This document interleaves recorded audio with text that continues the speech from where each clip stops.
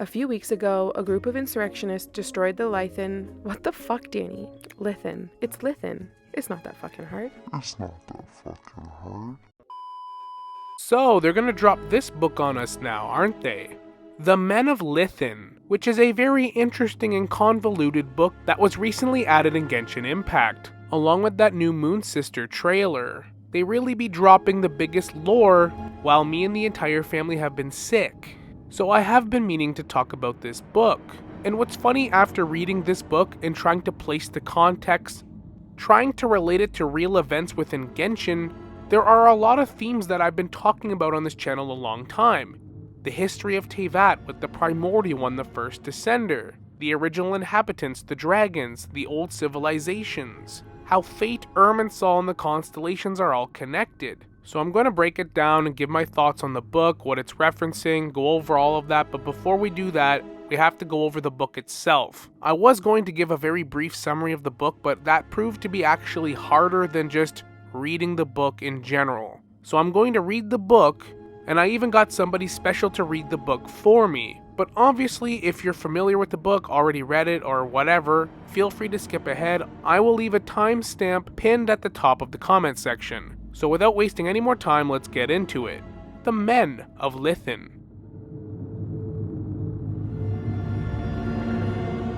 It is the third millennium since the flame was stolen.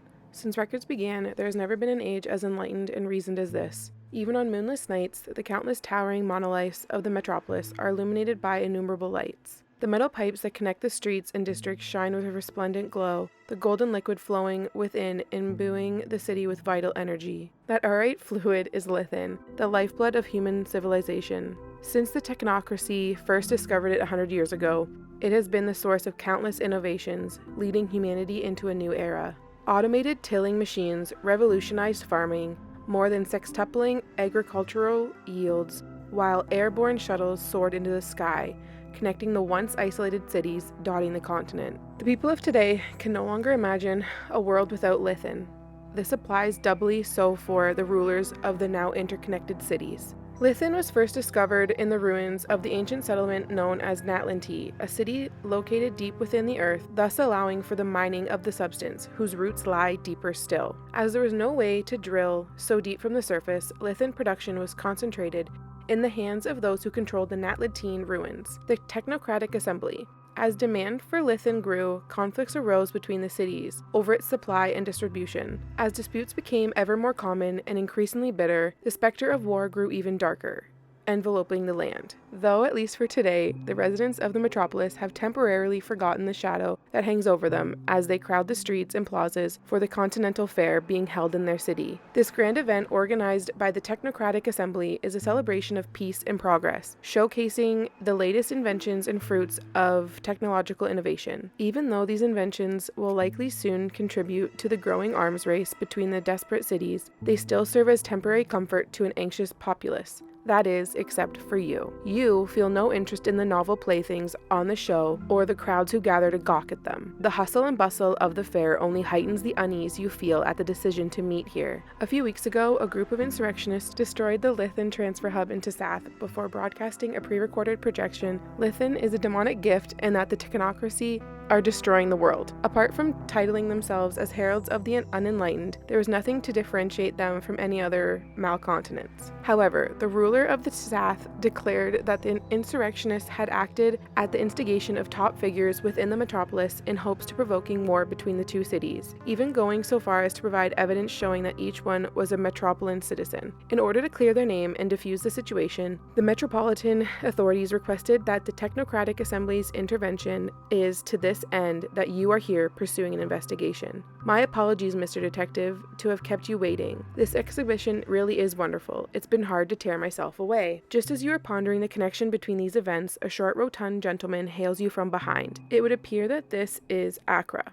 the agent the Technocratic Assembly has sent to aid you in your investigation. You can dispense with the formalities, Accra. Let's start with what we each know. If you hadn't seen it with your own eyes, you would never have believed that this prosperous metropolis yet harbored the remnants of such a benighted age. After days of investigation, you and Akra finally locate the insurrectionists known as the Unenlightened, hiding out in a decrepit church in the shadow of a hulking bridge. Their location leaves you more convinced than ever that this is merely a band of Luddites left behind in the wake of progress, and not some insidious tool of a more sinister political plot. Regardless, you need evidence to present before the Technocratic Assembly, and so you and Akra decide to wait for the insurrectionists to leave their base. On one of their seemingly endless missions to transport some unknown cargo, before sneaking inside to gather the proof you need. You stake out their hideout for a full 3 weeks before you finally seize your chance. By now you are sure that there are 12 of them coming and going from the church, and on this particular morning, they have all left together on their transport. Based on your observations, they are unlikely to return before dusk. Akra stands sentry by the door as you enter the church alone. The long and winding corridor is filled with a sickly scent reminiscent of formaldehyde. You grope about in the dark until you finally find the exit. Perhaps because it is lit by archaic oil lamps, the inside of the church appears much larger than expected. In the dim light, you can just about make out stacks of strange metal vats along the walls.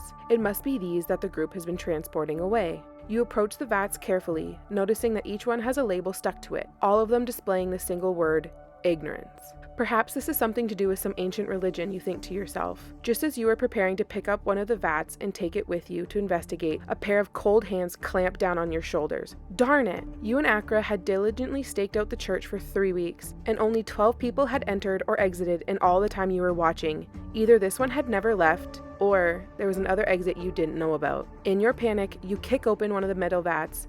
The stench of formaldehyde, the very same you detected while entering, is now overpowering. The pungent smell helps you clear your head a little bit, and you finally see clearly the man who has accosted you from behind. His face could charitably be described as human, but where his eyes should be, there are only 2 empty sockets set amidst twisted features. "Did you see it? Did you see it?" he screams, thrusting out his thick arms and grasping at the air around him. He is clearly blind. Perhaps this is the reason you haven't seen him venture outside. Once you realize he can't see you, you quickly move back to the entrance of the room and stumble out through the dark corridor outside. "Hey, detective, what's going on? Hey, careful. What are you running for?" Through your fear and confusion, you hear your companion's voice, followed by a flurry of hurried footsteps as he quickly rushes over to your side. Your mission has not gone smoothly, yet you still have something to show for it. At the very least, you managed to take one of those strange vats with you as you fled. With this realization in mind, you clamber to your feet. You look up to find a monstrosity gazing back at you, an apparition somewhere between a skeleton and a machine. Its face is sunken,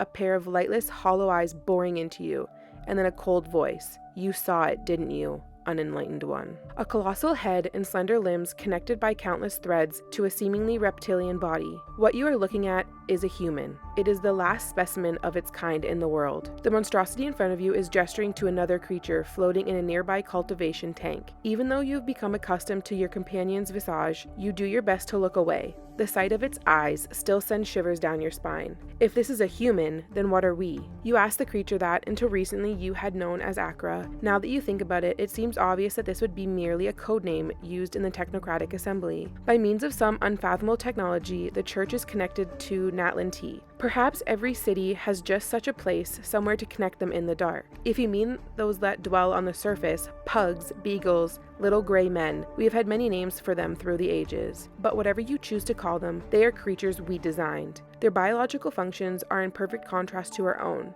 The environment in which we thrive is deathly toxic to them, and vice versa. It is precisely because of this that the degradation they cause is vital to recreating a world suited to our existence. If things are really as this creature claims, the entire history of our civilization is the result of their planning, and the countless technological marvels and inventions that we now enjoy were bestowed on us by them. They have always been right here beside us, and yet we never saw them. In their words, this is because of a gland in our brains that secretes a gaseous substance called the fog of reason, preventing us from perceiving the world as it truly is.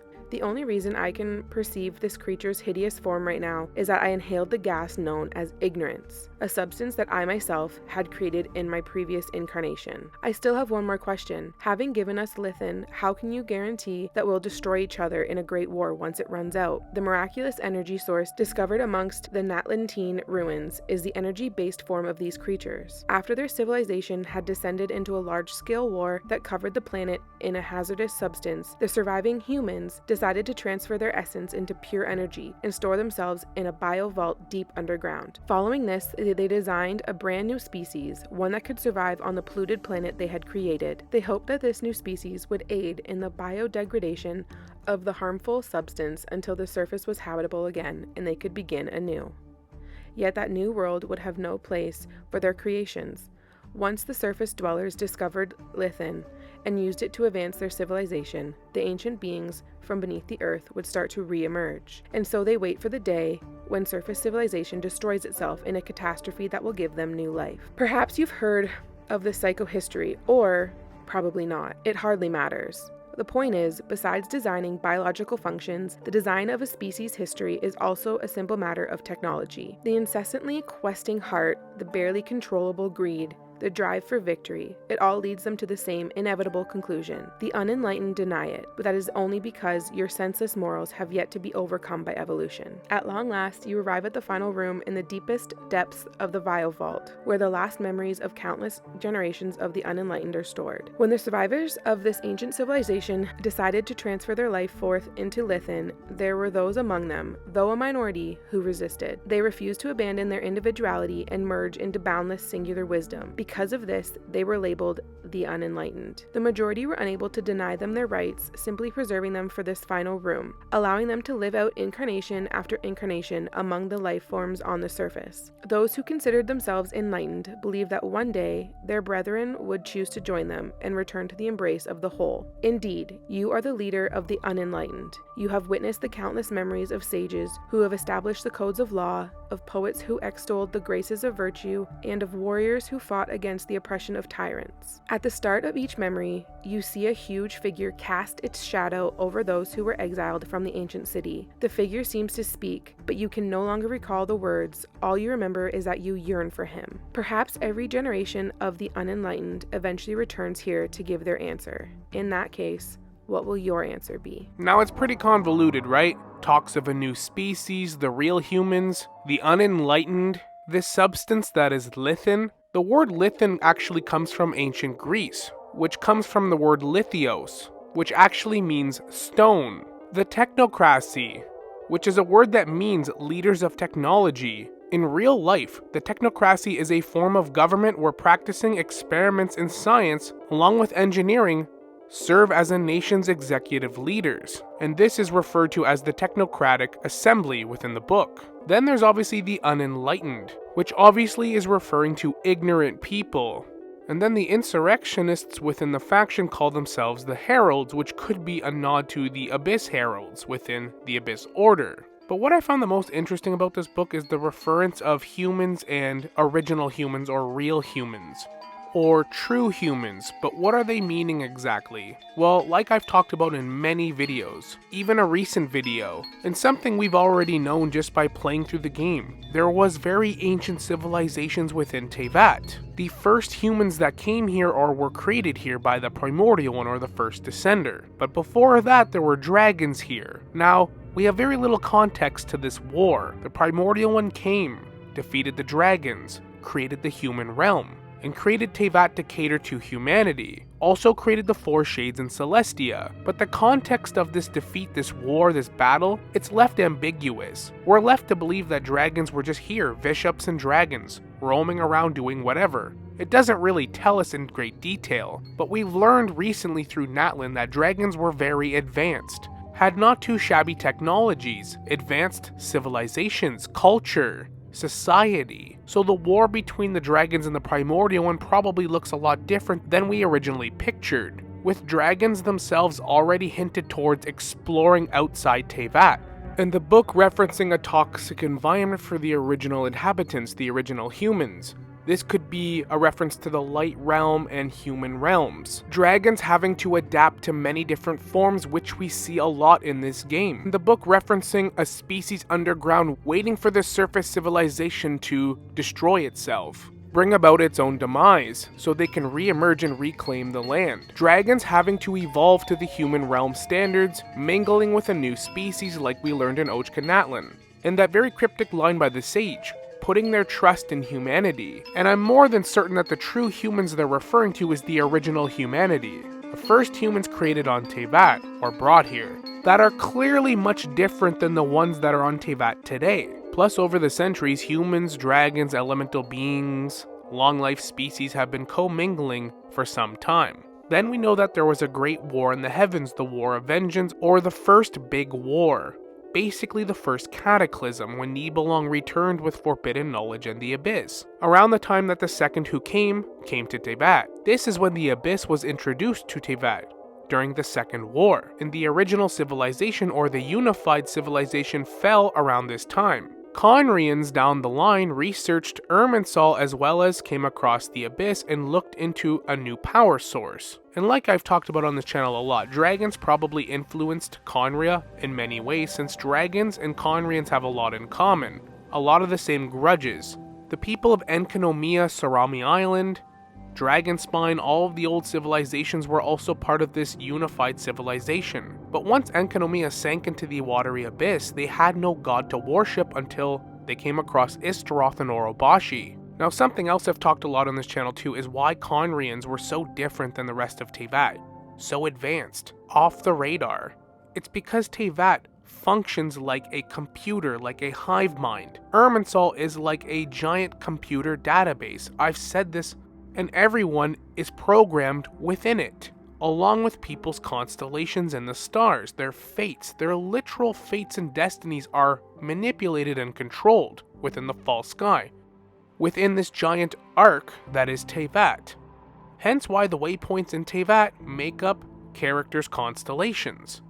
This is by design by the heavenly principles to keep everyone safe. Imprisoned, sure, but safe. We'll get into that in a second and why this book pertains to that. But Khaenri'ahs are more than likely descendants of the first civilization who escaped their fate. We're living underground, like this book talks about. Again, I don't think this book is referencing specifically just Khaenri'ah, but a lot of different aspects of Teyvat, a lot of different civilizations. And Khaenri'ah, as we know, was one of the most advanced civilizations to ever live in Teyvat.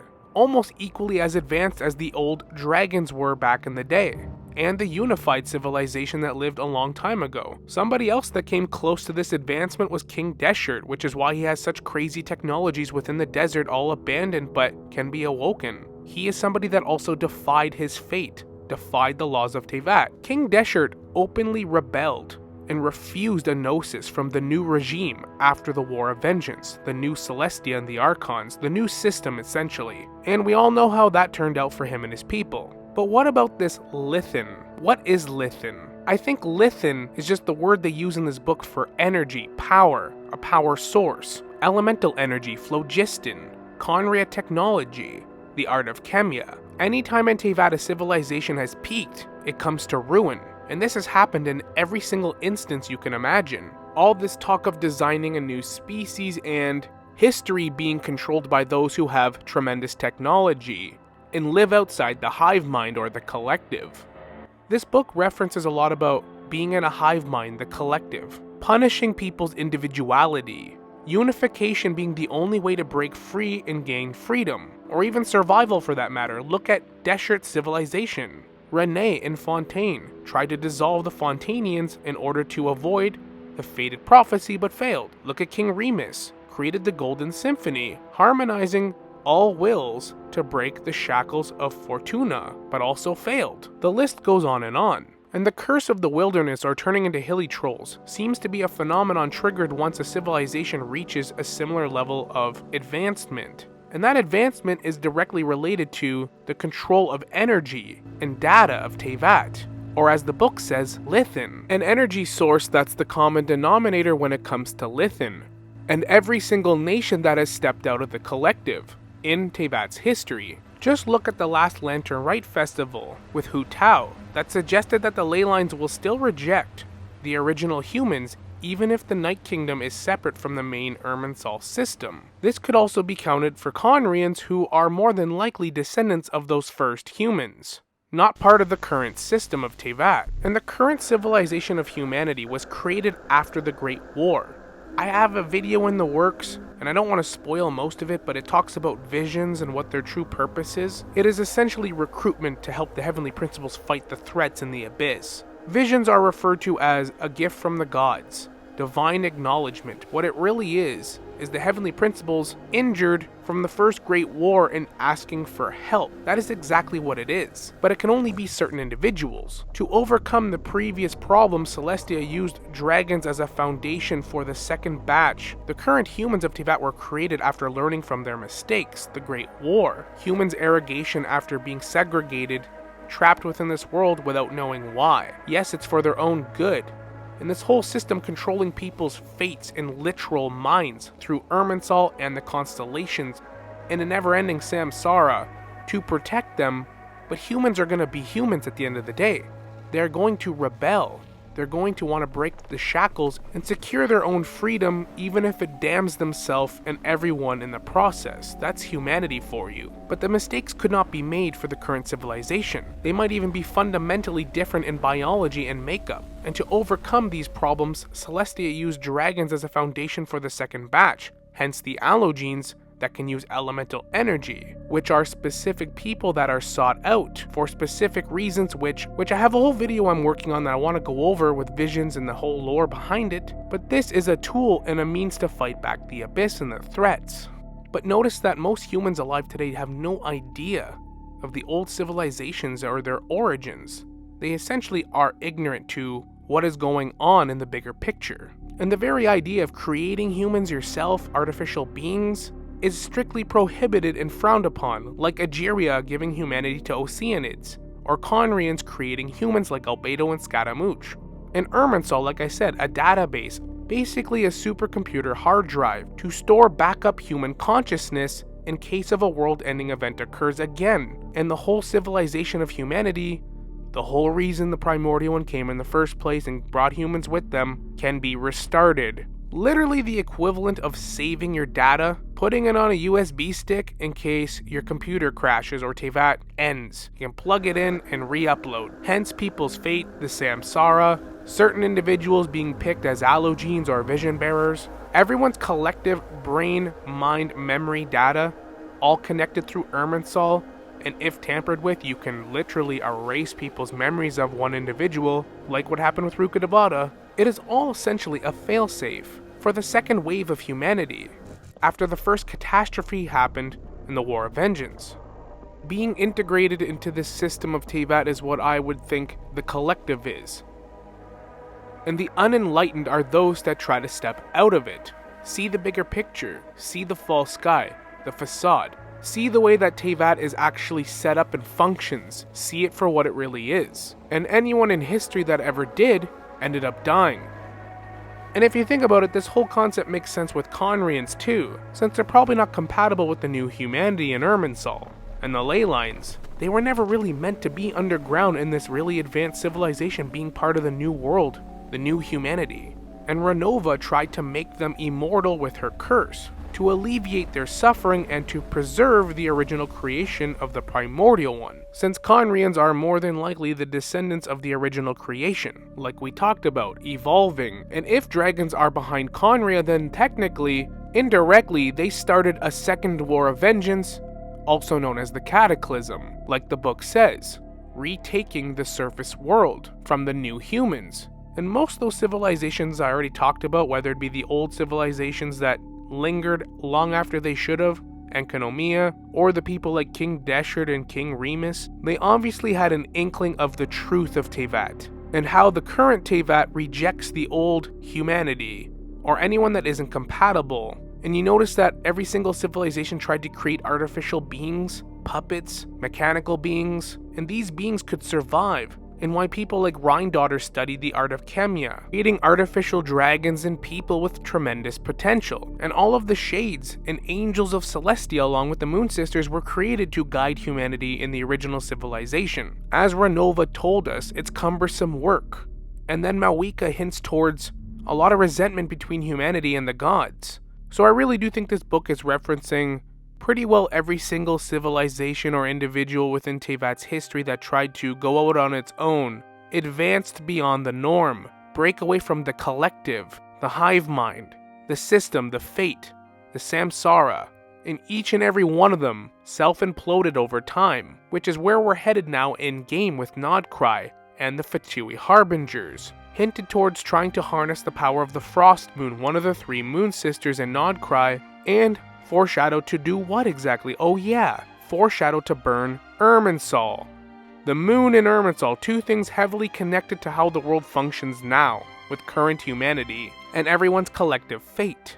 Just a collective group of individuals that were able to see the truth of this world, and perhaps, maybe even these beings necessary for the greater picture of fate, their downfall necessary for what's to come. Like if the dragons really are behind khaenri'ah's existence to begin with, exploring into Descenders the moon powers of the Crimson Moon and the Eclipse, and harnessing powers from outside Teyvat, since the dragons themselves would not be utterly compatible with the human realm, steering khaenri'ah to self-implode like it did during the Cataclysm, which nearly ended Teyvat, and obviously severely injured the Heavenly Principles, hence why we haven't seen them for 500 years. And obviously in the book it's meant to be a parallel, the ignorant ones understand the truth, and real humans considering themselves unenlightened.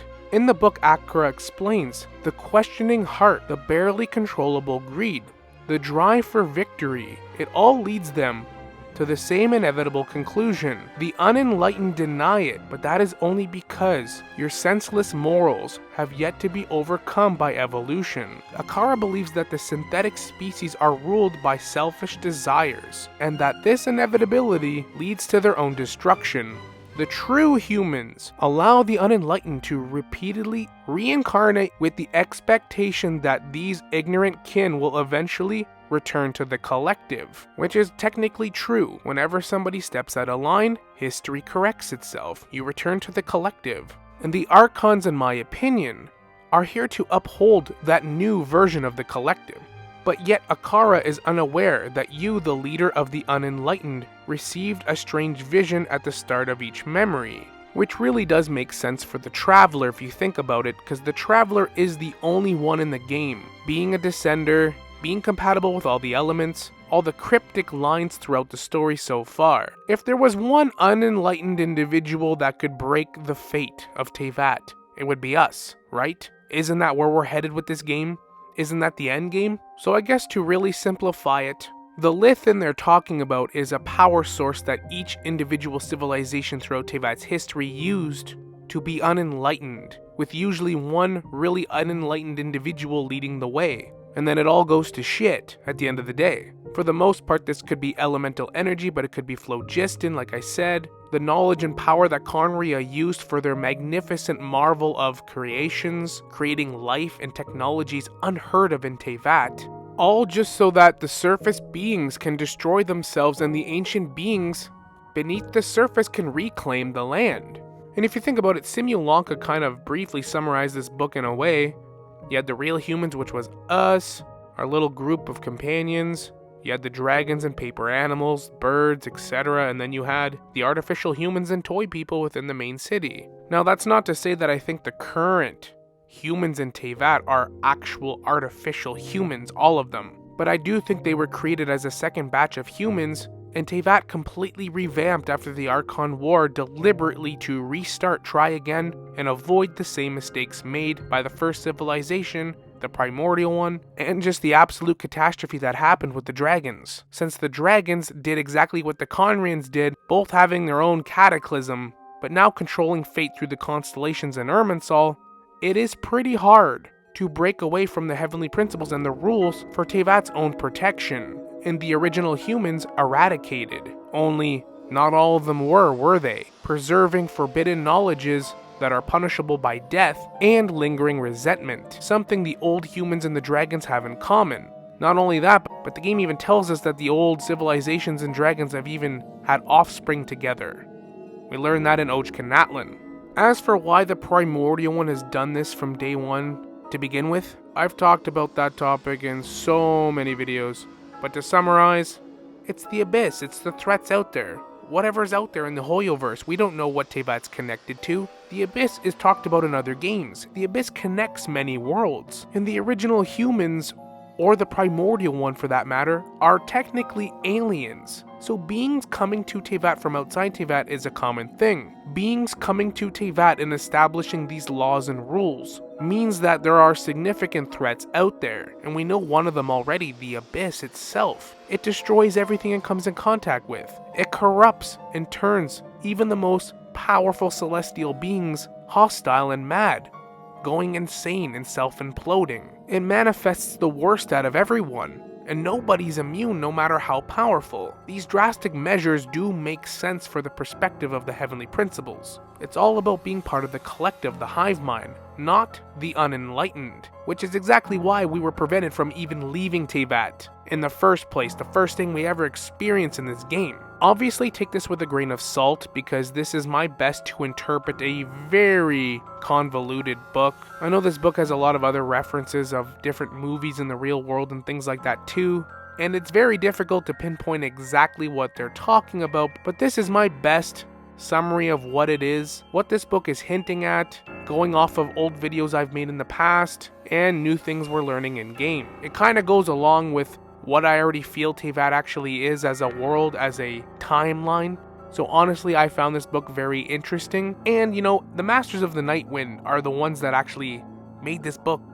Tribe known for their foresight. So if there was a book made by a tribe alluding to the bigger picture, they'd be the best candidates in my opinion. But hopefully this was helpful and enjoyable. Everyone's going to interpret this book differently, so let me know your thoughts in the comments. Maybe you agree with me, maybe you don't, maybe you partially agree with me. I look forward to reading what you have to say though, so let me know in the comments. Also give a shout out to my wife who actually recorded the book. I thought it'd be cool to include her in one video, so if that's something you guys like, I can try to do that more. But on that note, thank you for watching, hope you enjoyed the video, like and subscribe if you'd like to see more content like this, and as always, we will see you all in the next one.